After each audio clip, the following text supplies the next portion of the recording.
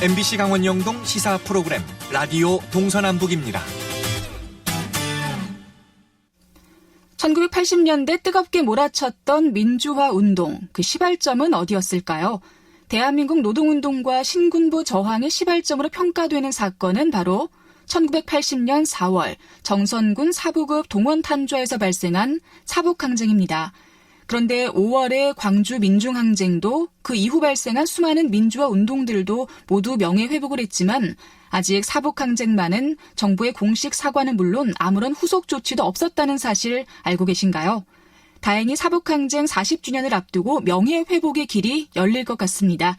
자세한 이야기 들어보죠. 사북민주항쟁 특별위원회 황인호 위원장과 연결합니다. 안녕하십니까? 네, 안녕하십니까?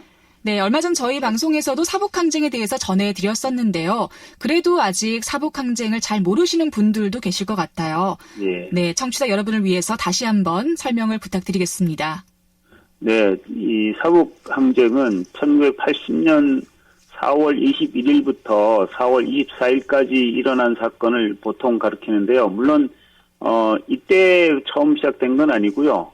지난 전후에서 수십 년 동안 탄광 지역을 지배했던 군사 정권과 기업 그리고 그 하수인 역할을 했던 노동조합이 이 삼각연합이 노동자들을 이렇게 착취하고 노동자들의 자주적 활동을 탄압해왔던 역사가 있습니다. 그런 역사 속에서 이제 80년 4월 21일 날 경찰이 노동자들의 정상적인 노동조합 활동을 강제로 이제 금지하고 진압하고 탄압하는 과정에서 이제 우리 동원탄자 노동조합 조합원이었던 원희로 씨를 차량으로 이렇게 치면서 이제 그 당시 죽은 줄 알았었죠. 다행히 그때 바로 돌아가시지 않았습니다만은 그 사건이 촉발이 돼서 동원탄자에 약 한 3,000명 이상의 노동자들이 군부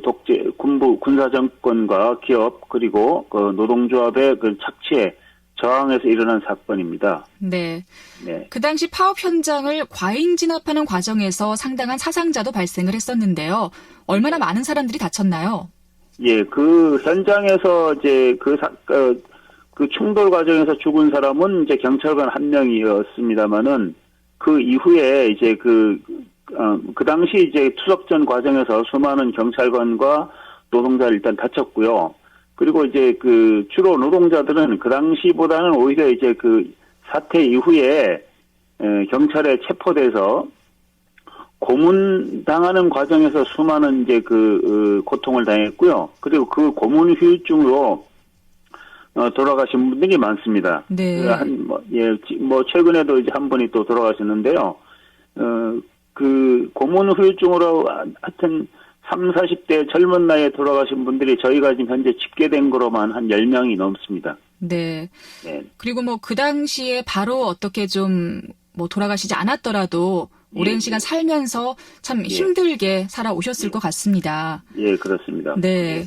예, 이분들은 이제 또 단순히 물론 이렇게 고문 피해로 고생 당하신 분들도 있지만 이제 저희 민주항쟁 동지회 전임 회장이었던 이원과 명예회장 같은 분을 비롯해서 많은 분들이 또 취업 제한을 당해가지고 네. 생계에도 상당한 어려움을 그동안 수십 년 동안 겪어왔고요. 저도 물론 탄광 지역에서 취업이 불가능해서 다른 일을 하고 이렇게 다양한 형태로 피해와 고통을 받아왔죠. 그렇군요. 그런데 이 사북항쟁은 2008년 대통령 직속 진실화해를 위한 과거사 정리위원회에서 이제 인권 침해 그리고 가혹행위에 대해 국가가 사과를 하라 이런 권고를 받았었는데요. 별다른 소식이 그 이후로 없었던 것 같아요. 예, 아시다시피 공교롭게도 2008년에는 이제 이명박 대통령이 집권한 시기고요. 그 이후에 박근혜 대통령이 집권한 시기여서 그랬는지 어쩐지 모르겠습니다만은 하여튼 지난 11년 동안 이제 전혀 이런 진실화해위원회의 권고를 하나도 이행하지 않았고요. 이제 비로소 금년부터 이제 여기에 대한 논의가 시작되고 있습니다. 네, 2008년에 권고가 있었는데 참 시간이 오래 걸렸네요. 예, 그렇습니다. 네. 그러면 그 당시에 구속돼서 옥고를 치른 분들이 뭐 아직까지 전과자로 남아 있는지 뭐 명예 회복이 전혀 이루어지지 않았었는지도 좀 궁금한데요. 일단 뭐 그렇다고 봐야 되겠고요. 이제 이 많은 분들 중에 이원갑 씨, 신경 씨 이 두 사람만 재심을 청구해서 지난 2015년 2월 6일 날 무죄 판결을 받았습니다. 그래서 나머지 분들은 재심을 청구하고 있으나 아직까지 잘 받아들여지지 않고 있고, 그리고 또 재심을 신청해야 될 분이 더 많이 있는데 아직 소재가 파악되지 않아서 조치를 못하고 있는 분들이 상당수 있습니다. 그렇군요. 예. 그 최근 사북 민주항쟁 동지회를 중심으로 성명 발표도 하고 또 도부행진도 하고 이렇게 명예 회복을 요구한 게 이제서야 정부 당국자의 귀에 들어간 것 같습니다. 그렇습니다. 네, 고 청와대와 정부 또 강원도 관련 부처가 협의를 통해서 이제 명예 회복을 위한 정부의 이행 방안을 논의한다고 하죠. 네, 그렇습니다. 지난 저희가 이제 8월 말부터 9월 초까지 강원도 사북에서 청와대까지 도보 행진도 하고 뭐 성명 발표하고 기자회견하고 여러 가지 했는데요. 뭐 그 때문인지는 모르겠습니다만은 9월 17일 날 이제 강원도에서 처음으로 이제 회의를 시작했고요. 그리고 9월 21일 날 또 이제 총리실에서 관련된 회의를 하는 등, 그리고 또 10월 11일 날 이제 청와대와 그 총리실 그리고 강원도 행안부 등이 이제 또 회의를 하는 등 지난 9월부터 지금까지 계속 이제 관계되는 정부 당국자들이 회의를 계속했습니다. 해서 상당한 이제 정도로 이 사북항쟁일 40주년이 되기 전에 정리하겠다고 하는 그런 정부 당국의 의지가 있는 것으로 저희는 파악하고 있습니다. 그래서 보도된 것처럼 오는 4일 날 아마 이런 모든 방안들이 거의 가닥이 잡히지 않을까, 그렇게 저희들은 기대하고 있습니다. 네. 참 이 40년 세월 동안 어떤 불명예를 안고 숨죽이며 살아야 했던 당사자들은 얼마나 억울하고 힘들었을까 싶습니다. 구체적으로 지금 정부에 무엇을 요구하고 있는지 정리를 좀 해주실까요? 네, 이제 말씀하신 것처럼 많은 그 지역에서 민주화 운동이 있었는데요.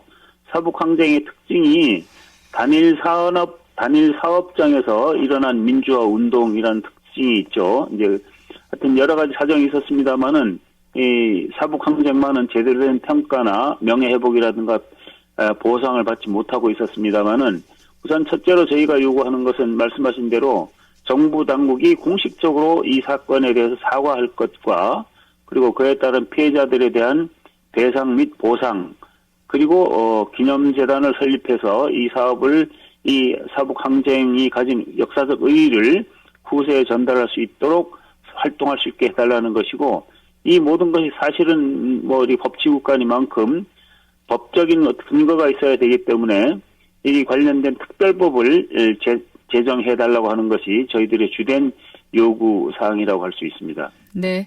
12월 4일이면 이제 정말 머지 않았습니다. 오랜 시간의 기다림이 좀 의미 있게 마무리가 됐으면 좋겠네요.